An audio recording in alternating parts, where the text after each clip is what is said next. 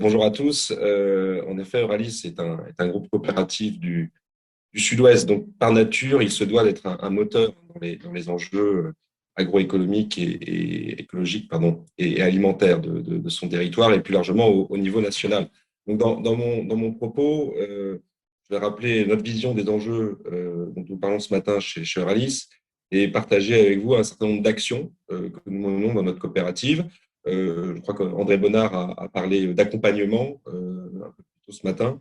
Et c'est cette dynamique que je souhaite pouvoir partager avec vous. Alors, quelques rappels en effet sur le cadre global, même si on l'a bien parcouru déjà ce matin. Il y a à la fois de fortes évolutions des attentes des consommateurs et de la société, d'une part, et d'autre part, la nécessité de transformer en profondeur nos modèles d'agriculture, et que je mets au pluriel volontairement. Donc, en effet, le consommateur cherche à avoir de plus en plus la transparence sur ce qu'il mange. Il veut connaître l'origine de ce qu'il consomme, avec évidemment une préférence pour ce qui est local et en direct du producteur. Et il veut également connaître et comprendre la qualité nutritionnelle de ce qu'il consomme, le nombre d'ingrédients, la nature de ces ingrédients, le niveau de transformation des aliments, etc. Au-delà de ces attentes des consommateurs sur la transparence de ce qu'ils mangent, il y a aussi des attentes sociétales sur les modèles de production qui ont fortement évolué. Se sont beaucoup cristallisés sur l'agriculture biologique pendant un certain nombre d'années, mais aujourd'hui, et c'est vertueux, entraîne à présent l'ensemble des modèles productifs, dits conventionnels, et qu'ils soient animal ou végétal. Donc, dans ce sens, il est vraiment nécessaire d'adapter et ou de développer des nouveaux modèles de production, en passant de technologies très éprouvées, on en a parlé ce matin, la chimie et les produits phytosanitaires, par exemple, à des nouveaux modes de production, à la fois en s'appropriant des choses de base, de l'agronomie de base, mais également en développant de nouvelles technologies qui, pour certaines d'entre elles, ne sont pas toujours complètement matures je prends l'exemple des biocontrôles. Il y a certaines solutions qui sont bien éprouvées aujourd'hui, pas pour tout. Donc voilà, il faut qu'on navigue avec ces nouvelles méthodes à développer et tout en agréguant aussi dans les pratiques et dans les outils de mesure sur les questions de fertilité des sols, de biodiversité. Donc tout ça sont les enjeux sur les modèles de production. Et comme si ce n'était pas suffisant, on l'a rappelé ce matin, on a aussi en fil rouge le changement climatique et la multiplication des aléas comme contexte général. Donc on a des consommateurs et une société dont les attentes évoluent. On a des modèles agricoles qui doivent se réinventer, mais on l'a suffisamment aussi rappelé ce matin, mais je me permets de réinsister aussi, il nous faut les agriculteurs pour transformer les fermes et produire l'alimentation qui est attendue. Et là, on a deux enjeux clés. On a à la fois, en effet, le nombre d'agriculteurs. On a près de 50% de départ à la retraite dans les 10 prochaines années. Donc, on a un véritable enjeu du nombre d'agriculteurs et qui est associé, on a un enjeu du revenu d'agriculteurs. On a trop peu d'agriculteurs qui vivent de leur métier aujourd'hui. C'est un métier, en effet, d'entrepreneur, de passionné, mais c'est trop fragile comme système. Et à l'heure actuelle, on ne peut pas affirmer que les générations futures d'agriculteurs soient assurées. Donc, il est nécessaire, dans ce sens, de se concentrer aussi sur les leviers les plus efficaces qui permettent d'apporter plus de valeur ajoutée à la ferme, de travailler à la diversification des revenus des agriculteurs, d'accompagner les successions, d'encourager l'installation de nouveaux agriculteurs.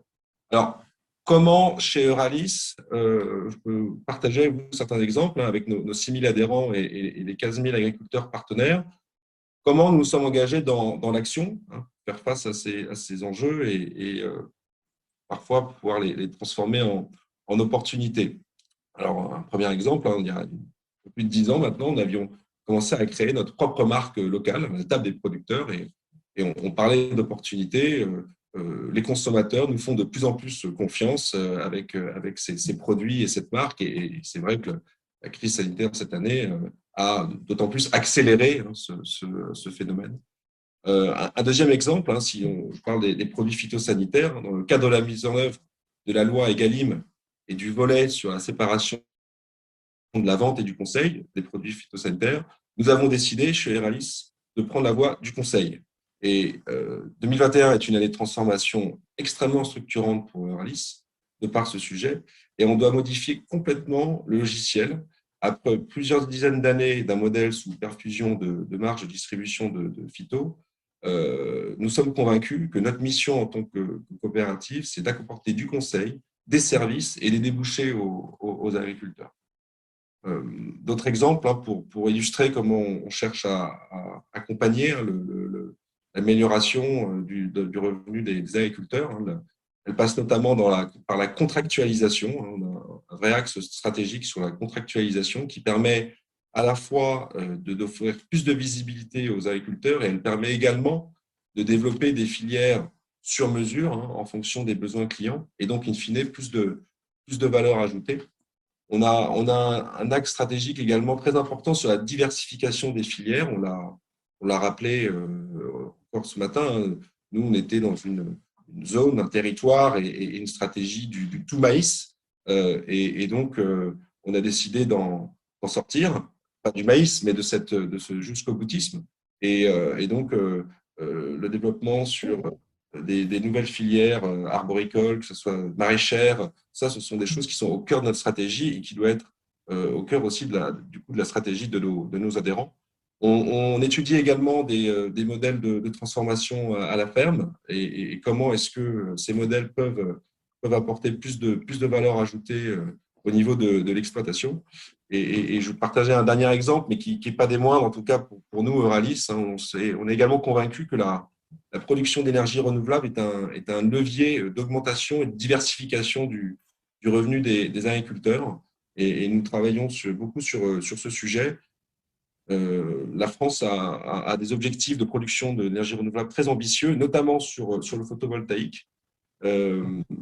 Les surfaces qui ont été développées ces 10-15 dernières années se sont faites sur les surfaces faciles, disponibles. L'agriculture a maintenant un vrai rôle à jouer au niveau national pour répondre à ces enjeux. Et c'est vraiment une vraie opportunité pour nos agriculteurs.